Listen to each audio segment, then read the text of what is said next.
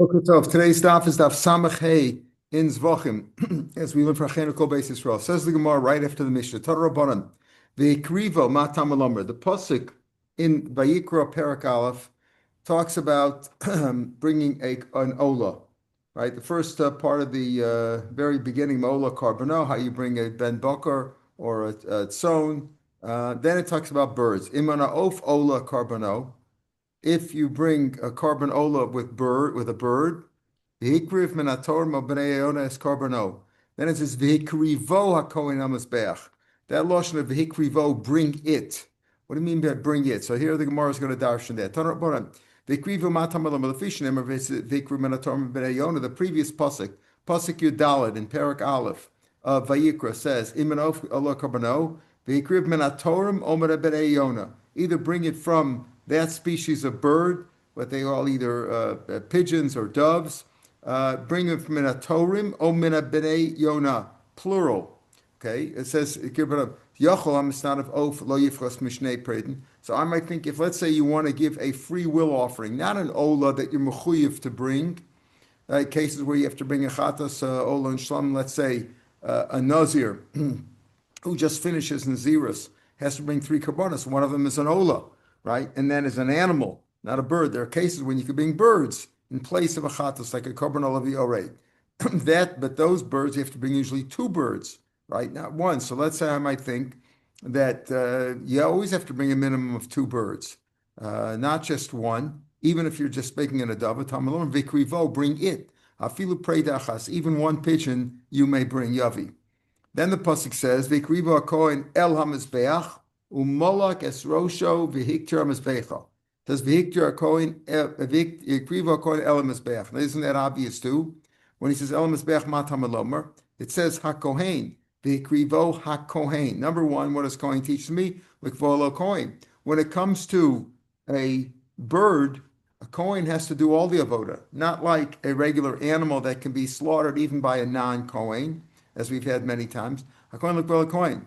I might think for Lodinu, look at it as a kavachomer to say that a bird certainly should be able to be slaughtered, or the malika, the pinching of the neck, can be done by a non-Kohen. That's what I might think. Why? Uma ben son, literally, when it comes to a kesev oez, a lamb or a kid, shekavalot safam, which has to be in the north. Lo kavala kohen, doesn't have to be by a Kohen. Even a non-Kohen can shecht in the Azara, in the northern part of the Azara, because it's an Ola. Ola's kacheh kachim, like Chatas and Asham, has to be shechted in the north. Of shelo kavalot safan, an oaf doesn't have to be in the north, as we'll see. You usually do it on where, if it's an Ola, you will see, you do it at the top of the Mizbeach or on the Mizbeach. And if it's a Chatas, you do it on the floor of next to the Mizbeach. So of shelo kavalot safan, ein adin shelo yikbal kohen.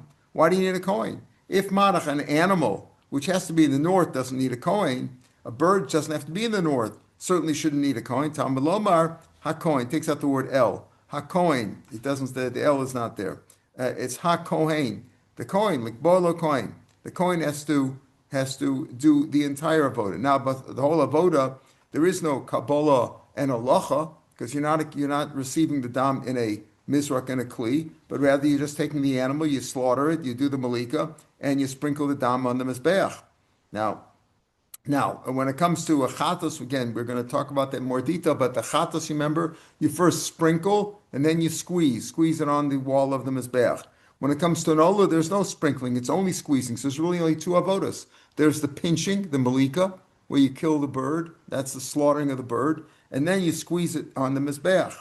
Okay, so it says, hakohen, tell me, tam lumber hakohen, likbolo kohen, yochalam yimal kenu besakim. I might think that the malika, the slaughtering of the bird, can be done with a knife, with a chalaf, just like an animal.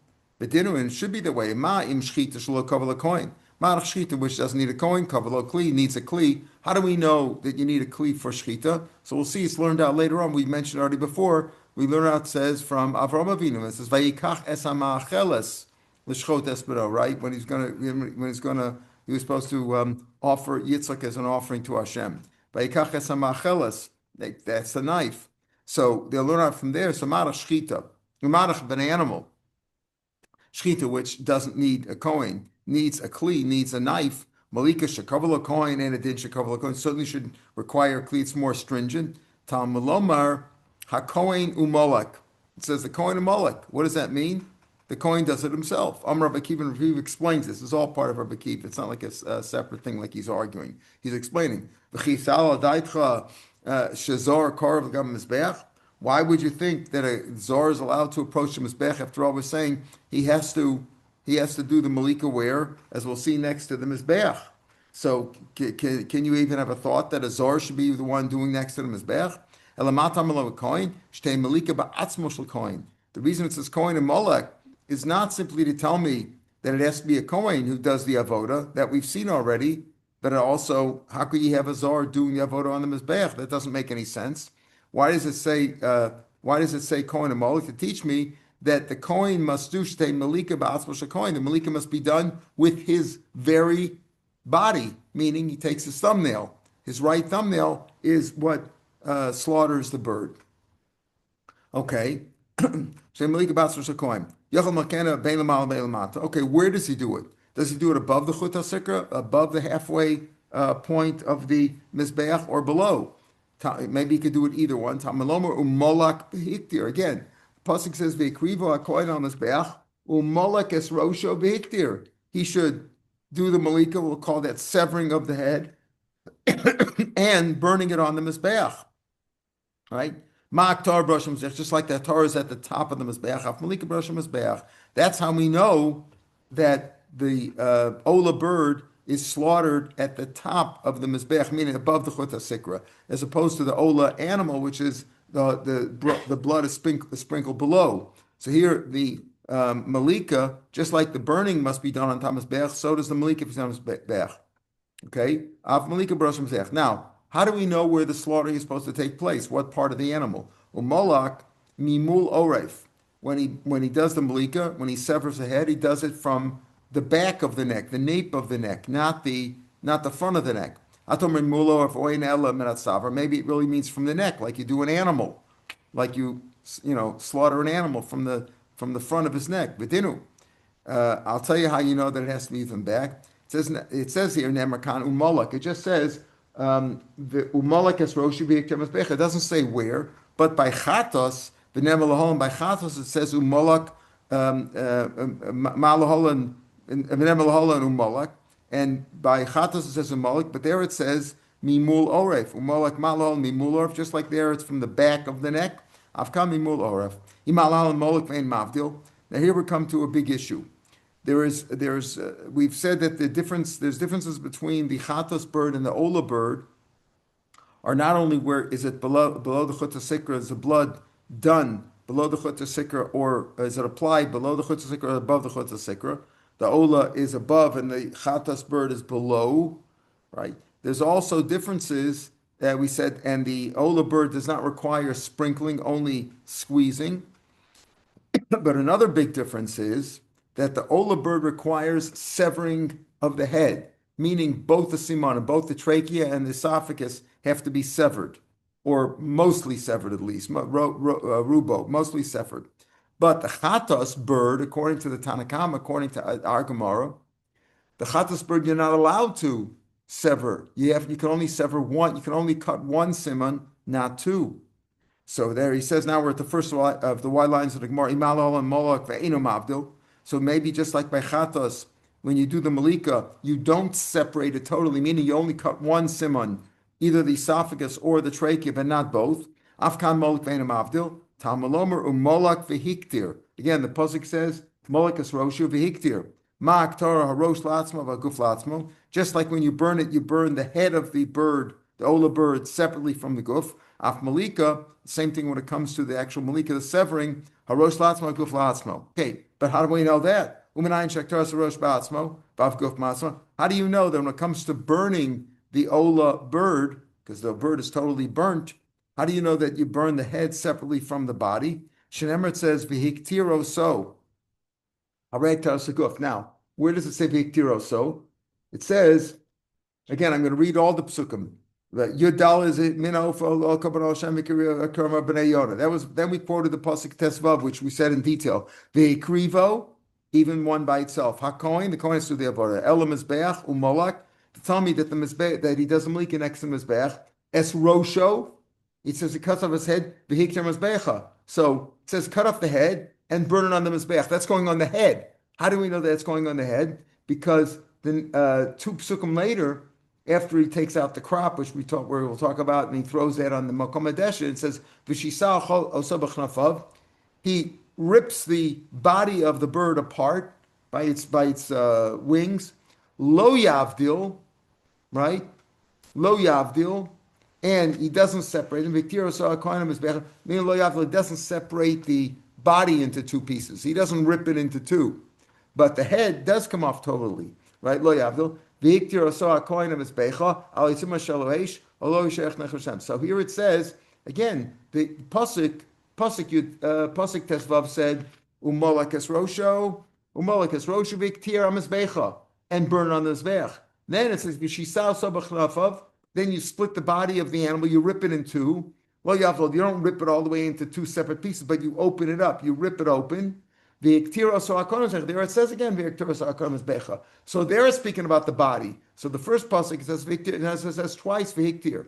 It says v'hiktir mizbecha regarding the head, and it says v'hiktir osakon mizbecha when regarding the body. So you see that they're burnt separately. Again, in the second line of the Gemara, rosh latzmo v'aguf latzmo, malika rosh latzmo v'aguf latzmo. In other words, this is his source that the bird, the Ola bird, in order to fulfill it properly, both simanim have to be cut. Both simanim, just like an animal. An animal, you have to cut when you do shechita, an animal has to be most of the 2 simanim, the trachea and the esophagus. The same thing by the Ola bird. As opposed to the chatas bird, we only do 1.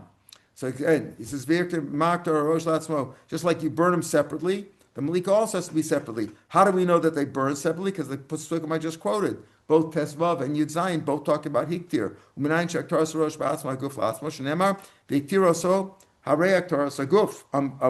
Because the second pasuk says you split open, you rip open the body, and you burn it on the mizbeach. So they were talking about the guf. Amani mekayim. So what do we do with the first pasuk? Tesvav viktir mizbecha. Okay. Then the pasuk goes on back in pasuk Tesvav. The nimsa damo, and you squeeze the blood out. Al kir mizbeach. Now you have to squeeze it out and as you press the body against the mizbeach and squeeze the blood out. Okay, it says v'nimtza damo kulo. In other places it says v'nimtza minadam or midamo, from the blood. It's mashma, some of the blood, not all the blood. Here it says damo kulo. You got to do all the blood. El kir mizbeach, to the wall of the mizbeach. V'lo al kir kevish, not on the wall of the ramp. V'lo al kir ha'echel, not on the wall of the hechel, the actual temple building. V'ezez akir elyom. It's the upper part. It's the upper wall above the chut hasikra. Maybe it's the lower wall. B'dinu, it should be minasfara. We would say it should be the lower wall. By an animal where the dam of the chatas animal is sprinkled above the chut hasikra lamala olasa lamata, but an ola animal is below. Of shechatas lamala, of where the whole even a chatas of even the of which even a chatas bird is below, and it inshalas lamata, the ola should also be below the chut hasikra. Talmud lomar umolak vehiktir v'nimsa. Again, it says umolak as rosho vehiktir masbecha v'nimsa. All 3 together, right? V'nimsa damo. In other words, it says read it. It says umolak. You split the head, you sever the head, and you burn it, and you squeeze out the blood. Now, does it make sense for chesila al dadcha la'achar shehiktir chozer matzah? Does it make sense to say after you burn it, then you should after you burn it, you're going to squeeze out the blood? You have to do all the blood. You can't do part of the blood. If you burn the whole thing on the mizbeach after you did the malika, not much blood is left. It would have burnt off. It would have evaporated, or the burning would have evaporated or caused most of the dam to disappear. So. Doesn't mean that it's not telling you that that's the order, that you do it in that order, that you sever the head, then you burn it, and then you squeeze out the blood. No, it can't mean that. It's coming to tell you, ma'aktor b'rosh hamizbeach, just like the aktor is at the top of the mizbeach, af mitzvah b'rosh hamizbeach. So this is his source, right? This is a source that we know that it's got to be totally split because just like you burn the head and the body separately, so the malika also has to be separately because there's a malik v'hiktir, but it says a malik v'hiktir v'nimtza, telling you that they're all in the same spot. Right? Just like the Aktorah burning is on top of his back where you have the fireplace. Af mitzvah b'rosh hamizbeach. So the same thing with the squeezing out of the blood is at the top of his back. So how does he do it? The Kohen walks up the kevesh. Uponu l'sovev. And he walks up, as we said, the right side, which is the east side of the kevesh, the east side. And then he turns onto the sovev, which is at the 6 amma mark. That's the ledge. And he comes down to the southeast corner of the Mizbeach. Notice there's no yesod there, but he's not sprinkling any dam. When you sprinkle the dam or you pour the dam, it has to be on the yesod. Here he's not sprinkling any dam. Hayamolek es rosho mimul arpa. What would he do? He would again do the malika, sever the head from the back of the neck, umavdil, and separate it, meaning cut both simanim. And he squeezes out from the dam on the mizbeach. Now, where is he standing now? He's standing on the 6 amma mark, right? That's the ledge. The ledge is at the 6 amma mark, 1 amma above the chut hasikra, the red line which demarcates between the upper 5 ammas and the lower 5 ammas of the mizbeach. And he squeezes out the blood on the mizbeach. Now, if he's standing there, let's say he's an average height, he could be squeezing it out at the 7 or 8 amma mark or 9 amma mark of the mizbeach, right? And then the dam would go down onto the ledge. But let's say he squeezed it out below. He's standing on the ledge, and he did the malika there, and now he's squeezing it out below his feet. He could do 1 amma below his feet because 1 amma below his feet is still within the upper part of the mizbeach, right? It's above the 5 because he's standing on the ledge, which is at the 6 amma height. And he could do 1 amma below. He could do it right below his feet, which would be between the 5th and 6th, above the 5th amma into the 6th amma, and it's still above the chut hasikra. He's squeezing it out onto the sovev. He's squeezing it out. He could squeeze. He's standing on the sovev. He could squeeze it out below the sovev. He could do it, or he could do it above. They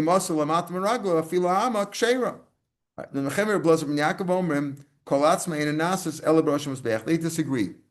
You can't do it. It says you can't do it on the sovev to do below.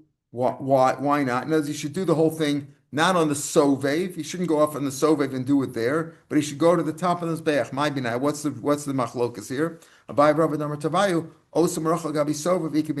Here's the point. It says umolik v'hikter v'nimtza. You got to do them near one another. You have to do the misu yadam, the squeezing out, near where you're burning it. So he says over here, they said, are you allowed to make an amaracha? You're allowed to make a fireplace on the ledge. So these two rabbis, Rav Nechemi and Rav Yaakov, say, no, you do it at the top of the mizbeach. You can't make a maracha. You can't make a burning on the ledge. Now, if you're squeezing out the blood below the ledge, or even at the ledge, that's not close enough to where you're burning it. You're burning the bird on top of the mizbeach. You can't burn it on the ledge. Whereas the Tanna Kama says, you could burn it on the ledge too. You can make a fireplace there as well. That's machlokas.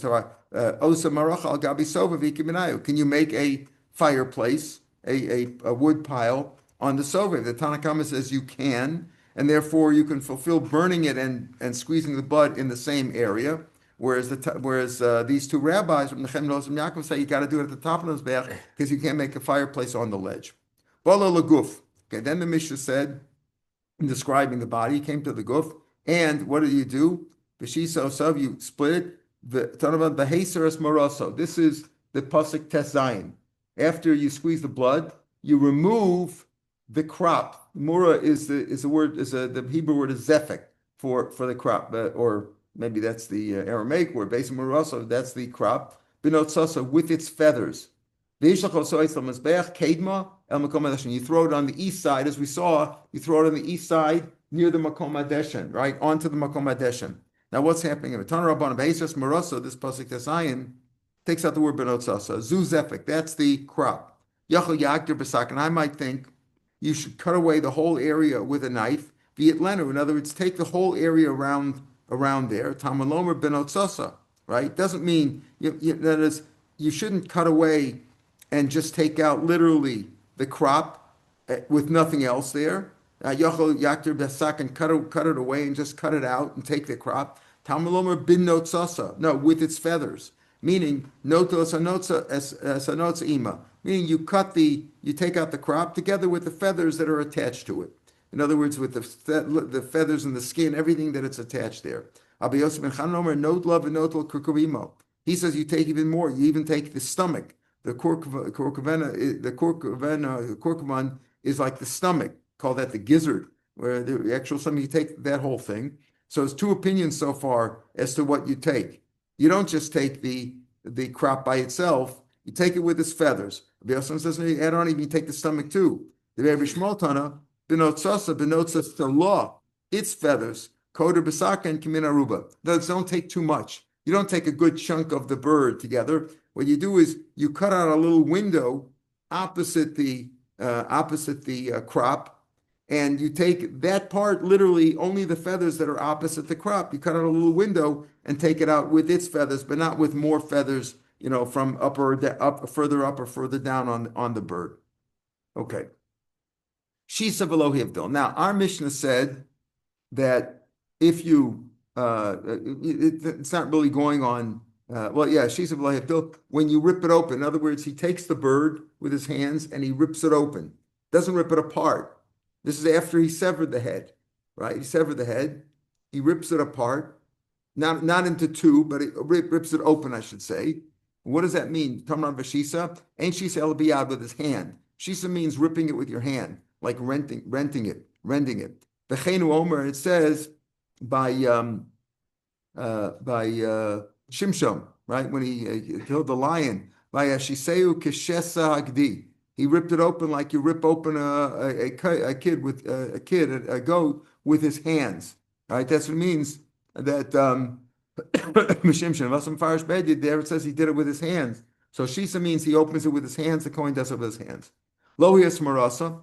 So the Mishnah wants to say, let's say he didn't do the other stages of it. As long as he did the proper shchita, which is malika, cutting the two simanim and squeezing out the blood. As long as he did those two things, you're yotzei. That's what he said. You're yotzei. The Mishnah said, you didn't salt it. After you did the mitzvah dam, it's still kosher. Then the Mishnah said, I'm reading from the Mishnah about 12 lines from the bottom of the page on yesterday's Amud Beis. Hivdul b'chatas v'lo hivdul ba'ola pasul. This is what our Mishnah holds. By an ola bird, you have to cut both simanim, the trachea and the esophagus. By the chatas, you only do one. So he says if you did two, hivdil b'chatas, if you cut them both, it's pasul. That's what he says, hivdil b'chatas, or by chatas, and as a chatas, if you cut both simanim, and by ola, if you only cut one, it's all pasul. Now everybody agrees that the ola, you have to do two, or it's pasul. But the Mishnah said by a chatas, if you did two, it's pasul. There's a disagreement over here. Masisin lo Rav Elazar b'Shimon. Our Mishnah does not go like Rav Elazar b'Shimon. The Tanya. Rav Elazar b'Shimon. Shamati shemavdilin b'chatasof. I've heard that it's permissible to cut both simanim by the chatasof also. Just like by the ola, you could also cut two by the chatasof. It's permissible. Now, this could be misunderstood. Shemavdilin b'chatasof could mean that you're mechuyev to. That's what he says, right? But it really can't mean that literally. Why? Because by chatas it says lo yavdil, right? By chatas it says that by umalak is rosho, and it says over there lo yavdil. We had in the Mishnah yesterday, hayamolak is rosho mimul arpa ve'eno mavdil, right? Rashi said the ve'eno mavdil the kivan the hechsher ok b'simen echad kol mashal mekamel kari avdallah. Okay, like Rav Simon. Okay, so the Shita goes on to explain, but it says you don't separate, you don't do both simanim. Okay, that's what our Mishnah held. But Rav Elazar b'Shimon says if you want, you could do two simanim also. Shemati v'hivdil b'chatasov. What's the machlokas? What's the basis of machlokas? Here's a big machlokas here. Our Mishnah says that if you cut two simanim of a chatas, it's no good. Rav Shapiro says you may do it. What's the machlokas here? Amar Rav Chisda. So Rav Chisda says, if you take a quick look at the next Mishnah on Amud Aleph here, on tomorrow's daf, it says that the differences between the chatas and ola bird have to be maintained. If you did the chatas bird with the maisa of the ola, I'm doing a chatas, and I have shame chatas and all that, but I did the procedures of the ola. That's no good. So here's the problem: the chatas, you remember, the chatas bird, after you cut one siman, do malika, you sprinkle, which you don't sprinkle by the ola, but you have to do mitzvah dam, you squeeze it out. Now, the sprinkling you're supposed to do, but if you didn't do it, it's not, as long as you sprinkle, as long as you did the dam, then the leftover you do on the yesod and all that. Okay, fine. But if you didn't do that, still okay. But the question over here is this: if you did a chatas bird with the same masa as the ola, that's no good. The next mission is going to say that's no good. So you have to each have a separate procedure. So what's the machlokas over here? Mitzri chatas of ma'akav ikiminayu. Is that ma'akav? You see, if you did the chatas bird and you sprinkled, okay, you sprinkled. But is the squeezing necessary? If the squeezing is necessary, right, like it is by the ola, because by all you have is squeezing. So if you shechted a chatas bird, right, you did the malika, and you cut both simanim, and you did the mitzvah, you have to do the mitzvah. How is that different than the ola? The ola also, you did two simanim, and you did you did the mitzvah. Tanakama holds what? That if you did the chatas bird, you cut two simanim, it's no good. Mitzvah chatas makav, you have to do mitzvah. Even the mitzvah dam, since he did mitzvah dam, ka'avid ma'isa ola v'chatas of. So he's doing a chatas of with the exact same procedure as the ola, which is no good. Right. But that it's true that the dam, you might put the dam in a different place, but the action that you're doing on the bird is the same thing. You're cutting both simanim and you're squeezing, right? And the Mishnah is going to say, tomorrow's Mishnah is going to say that's no good. So he said, mitzvah dam covered ma'isa ola b'chatas of, and that's no good. You're doing a chatas of, and you're doing the procedure of the olas of. For Reb Shimon Savar, mitzvah chatas of lamakav. You don't have to do the mitzvah. So you know what you could do? If you want to cut two simanim of the chatas, that's okay. Don't do the mitzvah. It's enough to do the sprinkling. Don't do the mitzvah. Now you haven't done the procedure of the ola because you didn't do mitzvah. Ola needs mitzvah. Okay, and therefore, what about that second siman that you didn't need to do? Okay, you're just shechting it. You're just cutting a piece of meat, right? Machatach basar ba'almi. All you're doing is you're cutting away some more flesh. Now, that's one way to understand the machlokas. Is the mitzvah of the chatas ma'akav or not? If you hold it's ma'akav and you do two simanim, so you did exactly the same as an ola, that's no good. But if you hold that the mitzvah is not ma'akav, so if you cut two simanim, don't do the mitzvah. Rav, and that would be the shita of Reb Shimon. Rav says a different difference. Shehiyah b'siman sheni ba'olas of ma'akav ikaminau. Here's the story. When you shecht an animal, one of the psulim is shehiyah, right? When you shecht an animal, you have to slice it, real quick, without waiting in between. Can't be any delay. Shehiyah is a delay. If you waited in between, that ruins it, because you've extended the time period of the life of the animal. You're in the middle of doing it and you haven't completed. An animal has to be killed with two simanim. It's not dead really until rove of two simanim are killed. By a bird, rove of one siman kills it. The second siman is just because by an ola the Torah says you have to cut both simanim, but it's really dead from the first, as soon as you cut one siman. So here's the problem. Let's say, so by an animal, if there was shia, that ruins it. What about shia by a bird? If I waited in between, is that possible or not? Okay, is that possible if I waited a little bit in between? Why? Why do I say waiting? Because the chatas bird, when you shech the siman, afterwards it says you have to cut away the meat. Afterwards, cut away the flesh. Meaning there's an automatic delay between the first siman and the second siman. You don't have to do the second siman, but after you first have to do a siman and then you cut away most of the flesh, as we're going to see in a few minutes. We're going to explain it in detail. Rav Meir Shapiro b'siman sheni, and if you waited for the second siman by olas of ma'akav ikaminayu. Tanakama savar shia b'siman sheni ba'olas of lo ma'akav. There's not a problem, even though you have to even if you have to you have to sever or cut the second siman by an ola bird. But if you waited, it's okay because the bird's really dead after the first siman. To make a kosher shchita by a bird, one siman is enough. The second siman is because the Torah says, oh, you have to have two simanim. You have to cut both simanim and effectively sever the head. So he says, listen, it's not ma'akiv. Therefore, v'afagav the shia covered ma'isa ola b'chatas. So by chatas, bird, if I shechted both simanim, if I shechted both simanim, even though there's an automatic delay by a chatas bird between the first siman and the second siman, because I have to cut away flesh in between. So there's a automatic delay, but that doesn't change it. That's no different than an ola, where ola, if there's a shehiyah, there's a delay, the delay doesn't ruin it. So if I shech the chatas bird, and I shech both simanim, with the delay, there's an automatic delay by a chatas bird, because I got to cut flesh in between. So that's still Maisa Ola, because in Ola also you can have a delay between the first and second siman. Therefore, that's no good, and therefore you can't do a second siman by the chatas for the same reason, because you're doing a chatas bird with the procedure of the Ola bird. Rabbi Lezer, Rabbi Shimon Savar Ma'akev. No, by an Ola bird you have to shech two simanim together, no flesh in between. Therefore, B'kivin the Shia. And since you delayed it, therefore, since you're not doing an ola bird you have to shech two simanim together like an animal.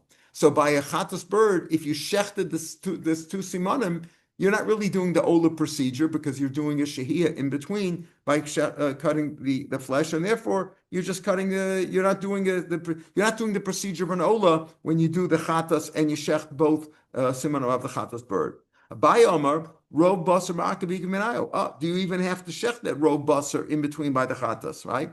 What do we mean? What do we mean by that? And Rashi explains it in the fourth of the wide lines, or the fifth of the wide lines.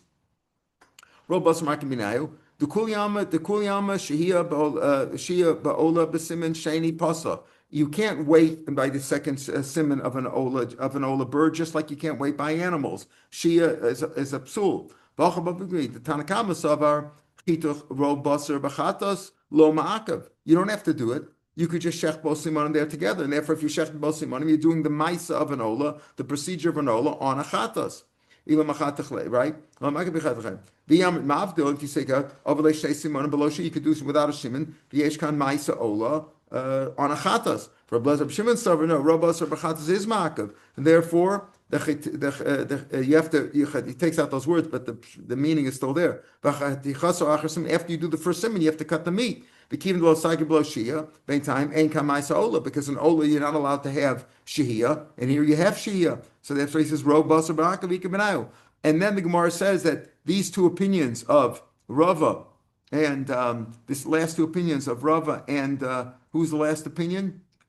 Abaya, Rav Abaya is really a machlokas between two other Amoram, meaning we've looked at Rav Zeir, Rav Shmuel bar Rav Yitzchak, Chanam Shehiyah b'Simin Sheni ba'Olas of Ma'akav Ikibinayu. That's what we said before, right? In Rava, that the Tanakama says Shia is not Ma'akav, and therefore you're doing a Maisa Ola on a Chatas, and that's puzzle. B'Chadamar Robas Ma'akav Ikibinayu, like we've just explained, is Robas Ma'akav Ikibinayu according to the Tanakama. Rov basar ma'akav is not ma'akav, and therefore you could do both simanim together on a chatas. It'll be just like an ola, and then you're doing a maisa ola on a chatas. No good. Says the Gemara, machlal de be'inan lechatchila. Probably the gear says lechatchila. The be'inan rov you need it lechatchila. So the Gemara says lechatchila. Machlal de be'inan rov bas betchila, meaning lechatchila you should cut the basar. Is that really the case? By an ola bird, you shech the two simanim with the malika immediately, right? But by the chatas bird, you shech one siman and then you cut away rov basar.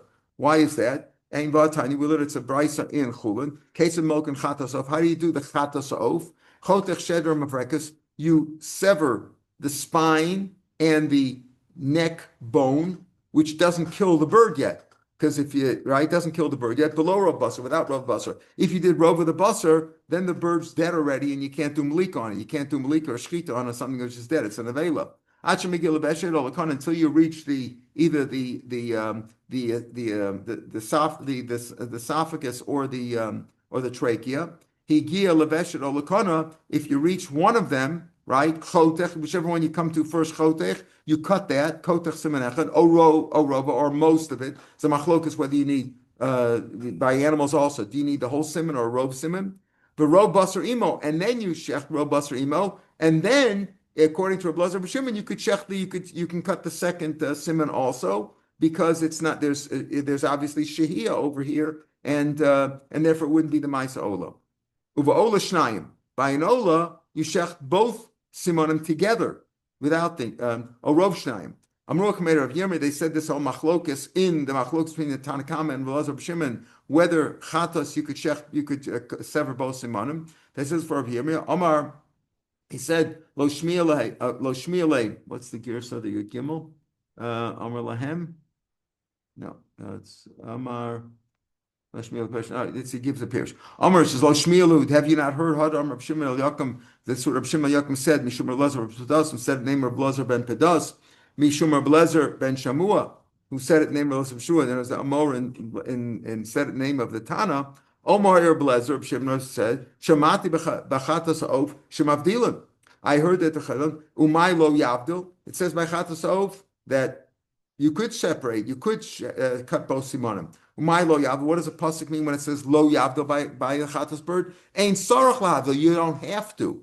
Doesn't mean that you may not. Our Tana, the Tana of our Mishnah holds you may not cut both simonim of a chatas bird. If you did, it's possible. Comes along. Rav Lezer Shimon said, I heard that you're allowed to. When it says lo yavdil, it means you don't need to yavdil. Now it's not clear to me what this whole measure is. They said this in front of Yomi. He says, didn't you hear this? We said that Rav Lezer Shimon already said lo yavdil. It's mashma that they understood it to be that Rav Lezer Shimon says you must. How can it say you must? It already says lo yavdil. Can't mean that you have to do. So it's not clear why, what his dialogue was. They said it's from Rav Yirmiyah. Says, haven't they heard that Rav Lezer Shimon said you're allowed to? I heard that you're allowed to, but you don't have to. Well, that was what they explained too. It's not clear what the dialogue was over there. In other words, what did he understand them that he's correcting him, so to speak? At the top of Samach Vav Ravashi, just because the fact that it says, you're saying when it says lo yavdil means you don't have to separate it, but you could. So whenever it says lo, that means you don't have to, but you it's optional. It says if you open up a pit in the Rosh Hashanah and you don't cover it up, v'nafal shama shor chamor, right? This is Baba Kama, right? You have to pay for it. You're mazik with a boar. Hachanami the ain't sorchlas doesn't mean lo yechasena means you don't have to cover it up. Obviously you have to cover it up. So how can you compare hasam kibin the chsiv balabor yishalim? Right, since it says what that the balabor has to pay for any damages, alu Yehuda Rami, it's on him. He's got obviously it's his obligation to cover it up. So it's obvious that lo yechasenu there means if he didn't, he's responsible. Not that he doesn't have to. Avalacha michtik siv ve'krivo. It already says ve'krivo. Rashi explains ve'krivo means the pasuk explains ve'krivo how an ola is different than a chatos. These are different rules. Cholak akos ben chatos ha'of lo ola sa'of. So why does it say lo yavdil? We already know that Ola is different. If it says over here that you have to cut it into two, and we said already on our Alf, how do we know that you have to cut it into two? Because it says Varlik v'hikter, just like your makri eat the head separately, you have to do the malika, cut them off separately too. So what does that say? Lo yavdil. We already know that the chatzos is different than the Ola. And Rashi explains that Rav Lezer Rav Shimon held that the Havdalah is not from a malik v'hiktir, but rather from the pasuk of v'hivdilo. The Veikriva rather, that you're doing this different than the other one. So what is lo yavdil lishma? It doesn't mean that you're mavdil, because we already know it's different. We already know that the Ola, you separate the head. We already know then that the chatas, you don't separate the head. You don't cut both simonim. So what does say lo yavdil? Ein sarach lahavdil. Mitzah damaguf. Mishnah went on to say that if you squeezed out the dam of the guf but not the dam of the head, you're also yotzei. But if you did the head without the guf, you're not yotzei. Tanabanam. Ola, who the pasuk says at the end, again at the end of this group of four psukim, it says, you rip it open by its wings, by its wings, lo yavdil, but don't cut it into two. Don't gozer the bird's body into two. Olahu. Now we already know we're speaking about an ola. Talking about an ola. The whole parsha is speaking about an ola. Ola animal, ola bird. What does that teach me? It's also good. Oh, it's an ola anyway, meaning even if you didn't do the rosh. I may think that's also good if I just did the head without the guf. Tamalomer, who? You have to do that. So how do you see from there? How do you see from there that it's the body and not the head? The head without the body is no good, but the head with the body without the head is good. Most of the blood in a bird is in the body, not in the head. So it's obvious that that's the one that, if the pasuk is saying on one hand, it's good even if you didn't do the whole thing. It's an ola anyway. On the other hand, it says dafka who. This is dafka. Which one is dafka? Probably the body and not the head. We'll start the new parak tomorrow, Mitzvah Hashem. Have a good day.